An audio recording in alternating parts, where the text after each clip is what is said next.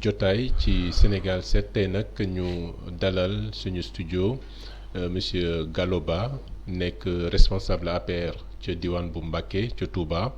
nekk itam directeur général bu société de gestion des infrastructures publiques monsieur Ba ñu ngi lay nuyu. maa ngi lay fay bu baax di rafetlu bu baax a baax sa invitation di la ci remercier tamit. D'accord alors yow yaa jiite société de gestion des infrastructures publiques rawatina fële ci Diamniadio nga xam ne c'est la nouvelle ville foofee bëri ay infrastructures yoo xam ne dañ ko fay tabax rawatina bi ñuy war a jublu muy stade olympique bi ñu war a def pose de première pierre bi est-ce que mën nga ñëw un peu ci projet boobu ñeel construction stade bi. waaw projet boobu moom projet bu am solo la ndaxte président de la République Macky Sall le 8 août 2018 bi ñuy inauguré le Dakar Arena moom moo digoon peuple sénégalais yépp ne leen kat dina leen tabaxal stade de football bu mucc ayib bu méngoog jamono boo xamante ni dina mën a gën a positionner Sénégal ci wàllu sport ndaxte boo amee Dakar Arena amaat stade bu bees bu de capacité 50 000 places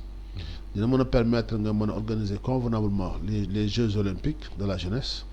mais également dina mën a booster les performances disons sportives au niveau du pays loolu moo taxoon mu am xalaat yu mel noonu ba pare di ko jëmmal incha allah le jeudi 20 ak la pose de la première pierre. D'accord alors budget bi ci stade boobu ak nombre de places bi un peu ci détails yi est-ce que mën nga ci ñëwaat. waaw budget bi c'est autour de 238 millions d'euros donc daanaka 150 milliards. boo xamante ni moom lañ fay moom lañ jiitewoo pour tabax stade bu mel noonu. te it di leeral tamit nag stade bi dafa am yeneen ñaari terrain d'entraînement yu muy àndal. benn bi dina am lu mu dee 2000 places. ak disons ak piste d'athlétisme kon dañuy créer benn hub sportif au niveau de Diamniadio dina am 2 terrains d'entraînement dina am également stade bi tamit dina am it disons une autonomie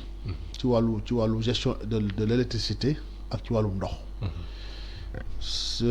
stade bi dina am 50 000 places avec toutes les commodités ci wàllu restauration ci wàllu disons des salles de conférence ci également ay espace pour la presse espace VIP donc stade multimoderne day nekk stade moderne parce que président bi mu demee coupe du monde du Sénégal di daje Pologne ci la am inspiration boobu ne man kat foog mu am Sénégal stade bu méngoog jamono bu mel nii nga xamante ne ni moom laa gis fii ci coupe du monde bi donc jàpp naa ne ci incha allah fii ak 17 mois liggéey bi dina gaaw yegg. pour ñu mettre ce stade bi à la disposition du peuple sénégalais. D'accord liggéey bi dina gaaw yegg ci diiru ñaata temps bi ci diir bu ñaata lañ ko. waaw si suñu projection si suñuy projection on va réaliser le stade avec l'entreprise souvent au maximum dans 17 mois. donc balaa Jeux olympiques yi di commencer incha allah dinañ fekk stade bi pare président dina ko inaugurer ba permettre ko à la disposition des Sénégalais. D'accord alors bëri na ci ndaw ñi wala boog ci espace sportif bi ñuy wax ne Sénégal amagul ba léegi stade boo xam ne méngoon ak jamono moo tax ba léegi mënul organiser benn compétition sportive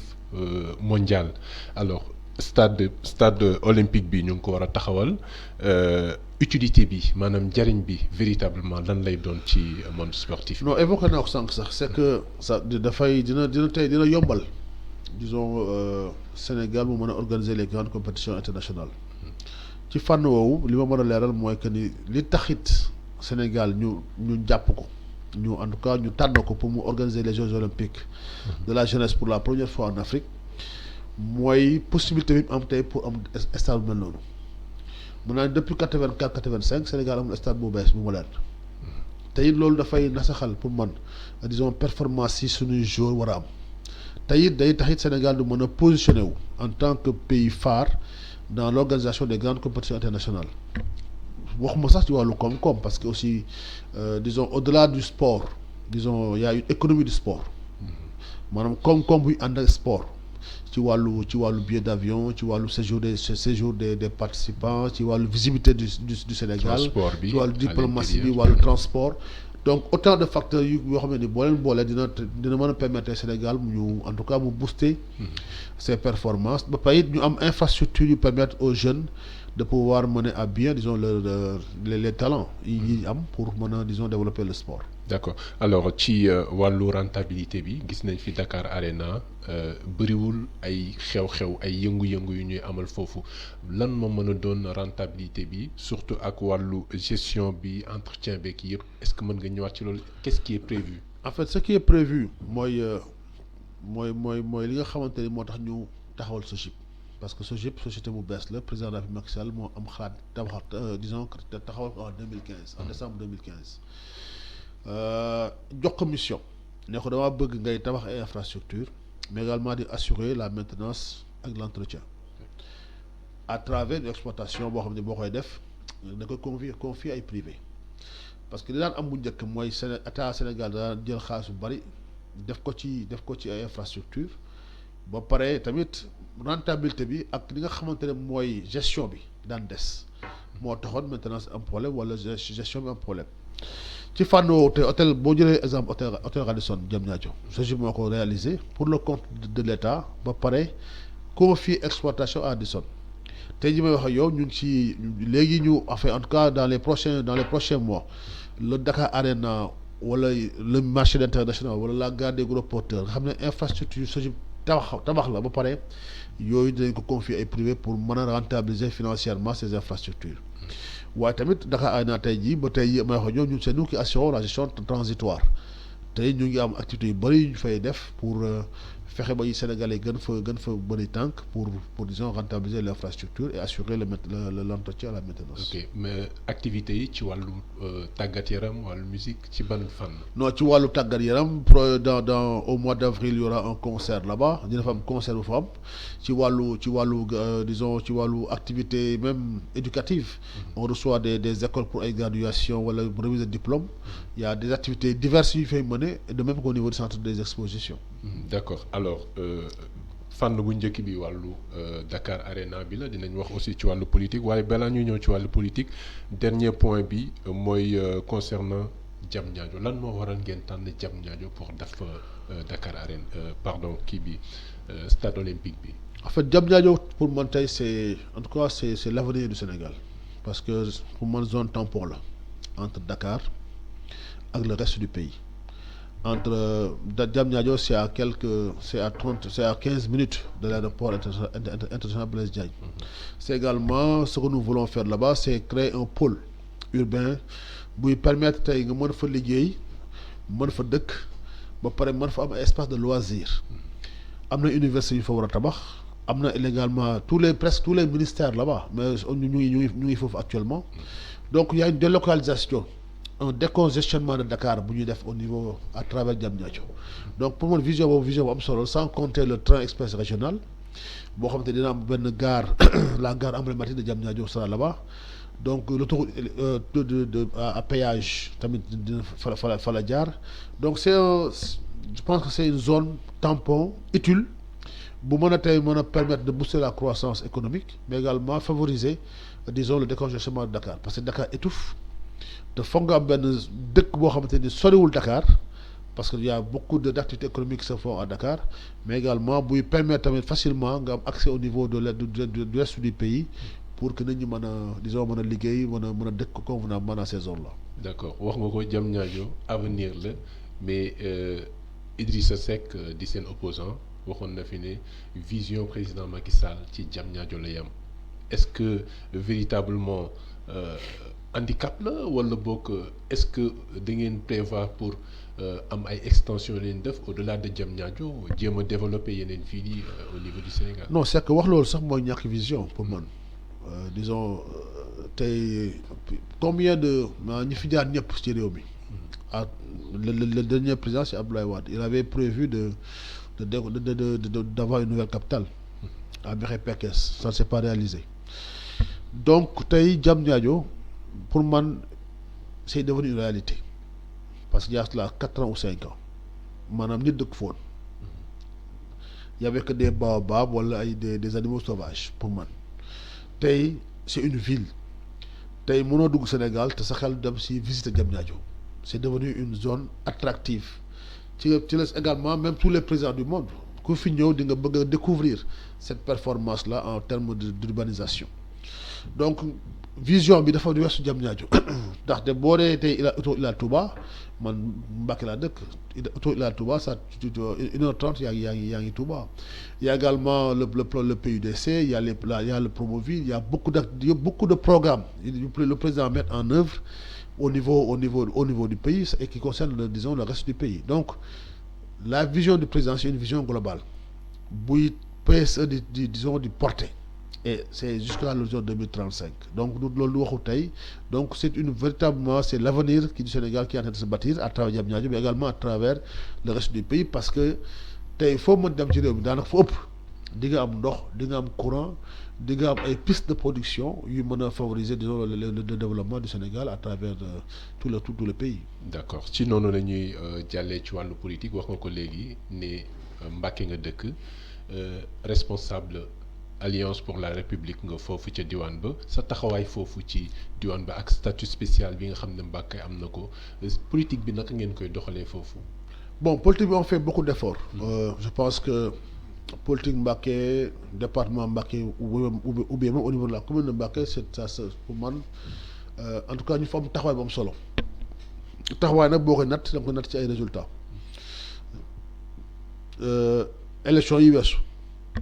mën naa ne bu dee en termes de contribution au suffrage pour la victoire du président le département de Mbacké lu mu dee am na 69 000 voix loolu moo ëpp fuuf. li waa disons li ñu am Saint-Louis am ko Kaffrine wala am ko disons am ko Guédiawaye te loolu ab liggéey moo ko indi liggéeyu responsable yi fa nekk ak tous les militants mais également tous les Sénégalais yi nga xam ne ñu ngi teg seen bët ci le président di liggéey ba pare jàpp xel ba pare di bàyyi xel baax ci li muy def donc y a beaucoup d'efforts qui ont été faits maintenant il reste beaucoup à faire te ñun loolu mooy suñu taxawaay donc man dama jàpp ne am nañ un double rôle. Le premier rôle consiste, disons, à assurer le portage politique de tout ce que fait le président au niveau du pays, mais également en direction de la population de Mbacké, mais également fexe tey ba lépp li nga xam ne war nañ ko faa am ñu ñaax président ñaax disons gouvernement pour que ñu département Mbacké ñu am ko parce que tamit bu dee ci wàllu taxawaay ak ci wàllu góorgóorlu pour jëmmal li muy liggéey loolu waa Mbacké ñu ngi ci bu baax a baax. D'accord ci wàllu taxawaay d'ailleurs président de la République en 2012 waxoon na ni dañuy prôner benn gestion sobre et vertueuse alors si biir gestion sobre et vertueuse boobu gis nañu ci jamono yi weesu rapport Cour des comptes ak ñi mu épinglé bokk ci pouvoir bi ak gestion bi nga xam ne président Macky Sall annoncé woon na ko ban jàngat nga am ci résultat yooyu nga xam ne rapport bi def na ko ak taxawaay ñi nga xam ne ñoom la ñu épinglé. non man li ma mën a wax ci loolu mooy que ni disons président de la République Macky Sall ku fonk bonne gouvernance la te it ku en tout cas li ma gis ci doxalin boobu léegi mooy il tient à ce que qu'il y ait une réduction disons une réduction des comptes ndaxte képp kuy gérer ak ku mënti doon da nga war a rendre compte te it rapport yi nga xam te ñu ngi koy def it pour man loolu baax la parce que rapport yi liñ ci jublu en réalité pour man c'est un objectif éducatif c'est un objectif de formation pour que ñi nga xamante ne ñoom ñooy gérer disons li nga xamante ne moom lañ leen dénk ñu def ko ci anam yi nga xamante ne mooy yoon te it te méngoo aussi ak li nga xamante ne moom la yoon prévoir ci réew mi kon ci wàllu woowu damay féliciter également la Cour des comptes pour le travail bi ñu def te it di ko rafetlu maintenant épinglé bon je ne sais pas qui a été épinglé parce que épinglé moom day fekk dossiers yi ñu traité ko au niveau de la justice ba pare ñu jàpp ne kii moo def loolu man ba léegi gisaguma ko def wala tuddaguma xamaguma koo xam ne dañ la épinglé nga dem justice ñu woo la nga wax nga ne ah man. kenn maanaam épinglé je veux dire gestion bi nga xam ne moom la Cour des comptes def focus pour wax ni am na ay insuffisance am na lii am na lii. non su amee ay insuffisance yu ñu noté pour les personnes concernées man jàpp na insuffisance yooyu dañ ko war a corriger dañ ko war a mettre en exergue pour que mu bañ amati parce que loolu laa wax sànq ne la Cour des comptes rôle am ou bien IGE wala feneen c'est pas d'épingler en réalité l'objectif ce n'est pas cela parce que bon épingler c'est la presse qui en presse bi moom mooy bëgg disons disons ñooy bëgg tout le temps maintenant diw mii diw nii mais li am solo ci loolu pour man mooy que ni dañoo war a fexe ba képp koo tey ku tarxis parce que tamit gestion aussi ak loolu ant il ne peut pas y avoir une gestion qui soit disons complètement parfaite amul bu nekk ci li ngay liggéey ci ngay jub te jàpp naa ne que Cour des comptes taxawaayam mooy fexe ba ñumte yooyu di am ñu mën ko corriger fexe ba du am data li tax ñuy rendre public les rapports pour man loolu la ñun diw kat li nga def maanaam li waru def wut mais bu ñu jàppee que ni war na am suivi judiciaire aussi il appartiendra disons au pouvoir judiciaire de mettre en branle la machine judiciaire pour disons donner satisfaction à ces rapports. D'accord alors am nga yaakaar ne dina am suite puisque ñoom ñëpp ils sont sous le commandement du président de la République waxoon na ne du protéger kenn gestion bi il faut que mu sobre et vertueuse ni mu ko jàngalee woon yaakaar nga ne suite. dina non gestion sobre et vertueuse c'est pour moi c'est une réalité. Sénégal tey ku xool ñi ñuy doxale en tout cas ñi nga xamante ni ils sont au niveau du régime amul kenn ku fi def ku am taxawaay boo xamante ne ni mën a justifier que ñu wax ne la gestion n'est pas sobre elle n'est pas vertueuse. Maintenant pour moi aussi il appartient au pouvoir judiciaire d'apprécier en fonction des circonstances et n'est-ce pas des rapports mis en place disons la suite à donner loolu moom du wàllu président wàllu justice la bu laajee ñu jël seen responsabilité par rapport à cette situation là je pense qu'ils ne manqueront pas de le faire. D'accord wàllu actualité bi ba tey ci biir APR di parti bi nga bokk responsable nga ci mel ni constaté nañu ay xëccoo ci wàllu succession Macky Sall et tout ban jàngat nga am ci loolu ak lan moo war a doon réellement taxawaayu pouvoir bi en tout cas les membres du pouvoir ci jamono bi nga xam ne moom la Sénégalais yi di dund actuellement. non taxawaayu disons les responsables qui sont au niveau du pouvoir mooy taxawaay bi ñu war a am toujours mooy accompagner le président pour mu réaliser les engagements yi mu jël en 2019 bi mu jàkkaarloog Sénégalais yi les Sénégalais lui ont fait confiance daanaka 1 an la mat li des dafa bari déjà ñun ñu ngi poser première pierre du war nañu liggéey en tout cas dans 17 mois liggéey mu feeñ parce que président moo ko digal Sénégalais yi donc ñun suñu liggéey on se concentre pour mettre en œuvre disons la volonté exprimée par le président loolu ñu nekkee loolu pour man ci la ñëpp war a nekk on doit se concentrer sur disons li nga xamante ne moom la ñu war a liggéey pour que Sénégal jëm ci kanam te loolu président de la République Sénégal dañ ko ci jox confiance dañ ko war accompagner tous pour que loolu pour que loolu mën a yegg maintenant débat succession pour moi c'est un débat pour moi très prématuré lu teel la jamono ji toll ni on doit se concentrer fexe ba li nga xamante boobu le président bëgg ci réew mi ñu mën ko mettre en œuvre képp ko am responsabilité li la war mooy fexe lañ la dénk nga ñoŋal ko ba mu ëllëgee président mën ci teg baaraam ni kat lii moo tax ci sa wàll yow lii nga def pour man sama bilan pour Sénégalais yi man ma gën mën am ci man yaakaar parce que aussi président kenn falu ko pour mu bañ a def résultat dañ ko fal pour mu liggéey réew mi tey ci fànn woowu dafa am ñu mu dénk ci pouvoir am ñu ci dénk ay disons ay responsabilités ñooñu nag dañoo war a fexe ku nekk si ñoom liggéey ba nga xamante ne président dina am si yow satisfaction buy lal confiance bi mu am si yow. D'accord satisfaction boobu mu mel ni un peu dafa xaw a am nu mu voilà c'est-à-dire résultat bi nga xam ne war na mën a susciter satisfaction au président de la République tey rek am na ay diplômés yu bawoo ci université diplômés yooyu amuñu xëy actuellement président de la République promettroon na ay emploi ñoom ñu xëy tey def benn sitting di ñaawlu le fait que recruter wu ñu leen politique de l'emploi bu état du Sénégal ban jàngat nga ci am et objectivement est-ce que yaakaar jàpp nga ni actuellement à l'heure actuelle mën nañ ci gis positivement mën nañ gis ne c'est sur la bonne voie. non ci wàllu li ngay wax décrit noonu c'est pas une situation nouvelle. depuis les années 90 bi nga xamante ne bi dañ ne kat maintenant l'intégration au niveau de la fonction publique n'est plus automatique. À chaque fois qu'il y a des diplômés ce problème-là peut surgir dafay nekk loolu aussi lu am la mais pour man li nga xamante ne moom la ñu war a jàpp mooy effort yu gouvernement def ci wàllu emploi parce que l'emploi aussi n'est pas un emploi salarié dañuy jaawle tout le temps loolu dañu jàpp ne fonction publique moo war a nekk le réceptacle pour des jeunes diplômés alors que ça ne doit plus être le cas État dafa mettre en place des programmes, mettre en place des mécanismes de financement pour que tous les jeunes puissent s'insérer quelque part. On a mis en place les DAC, les domaines agricoles communautaires. On a mis en place la DER, la délégation à l'entrepreneuriat rapide, etc. On a mis en place la SOGIP, d'autres institutions, d'autres sociétés qui travaillent et qui recrutent des gens. Sans compter les fonctions publiques de manière constante. Donc, tu vois, l'État a beaucoup d'efforts par rapport à l'emploi, mais il reste entendu, et c'est clair que de plus en plus, il est difficile pour les jeunes diplômés d'avoir systématiquement un emploi, mais je pense qu'aussi, le côté État rôle en dehors de cela, des projets qu'il a mis en place, de mettre en place également d'autres cadres. Faire ba entreprise tamit mën recruter les jeunes ñu mën a liggéey te jàpp naa ci wàllu woowu am nañu yaakaar avec le pétrole avec le gaz pour moi l'avenir est disons est radieux parce que de plus en plus on aura des sociétés yu ñëw parce que ñu koy wax tout le temps Sénégal de plus en plus devient attractif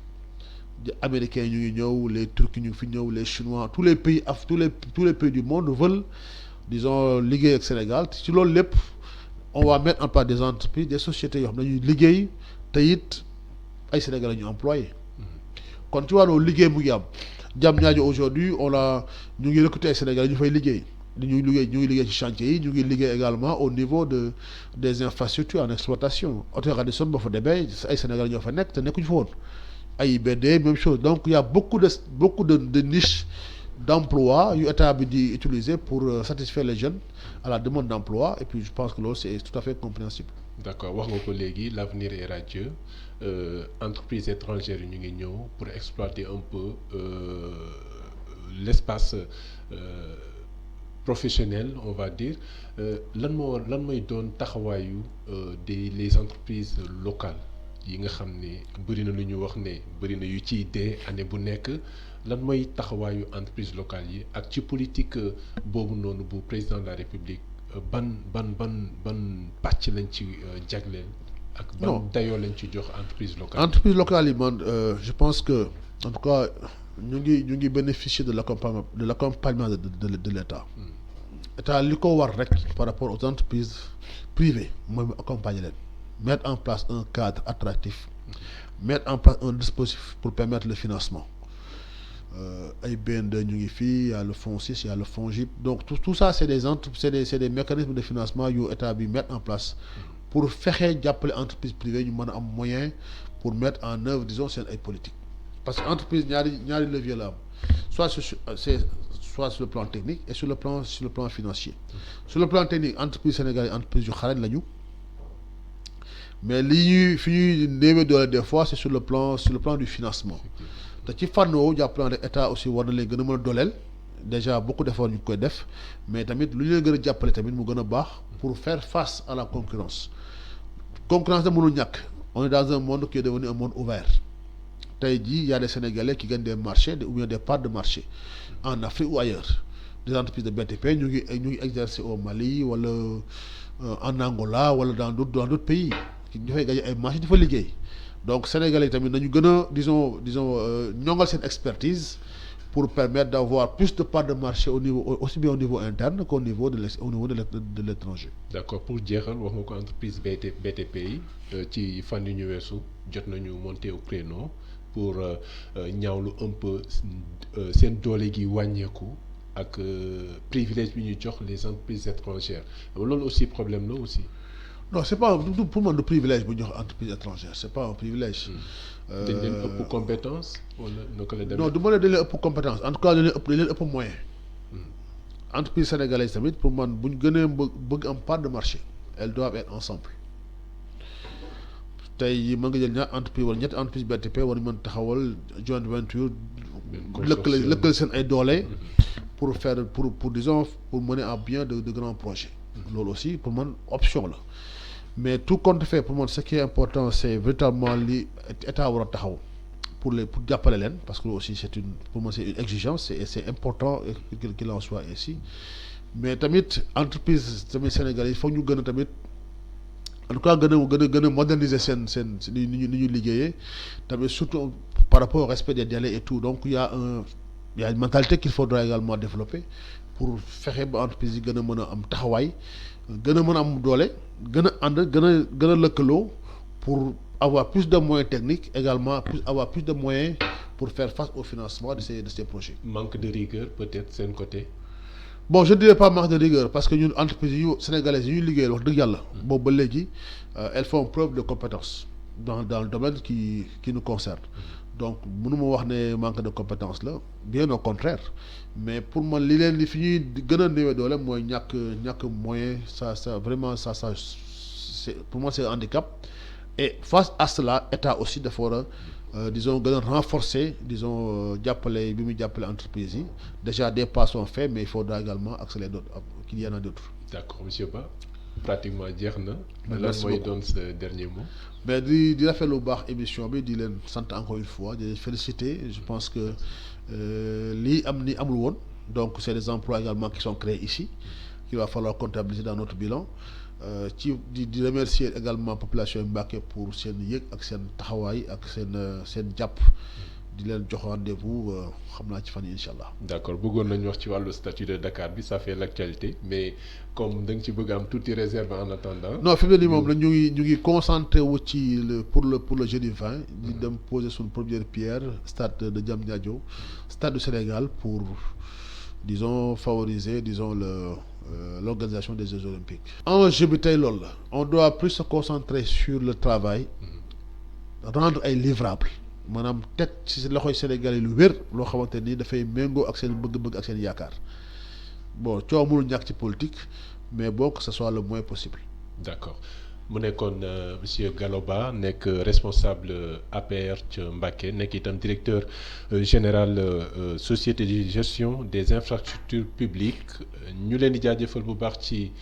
teewlu bi di leen jox dig daje beneen yoon ci seen émission jotaay jërë ngeen jëf.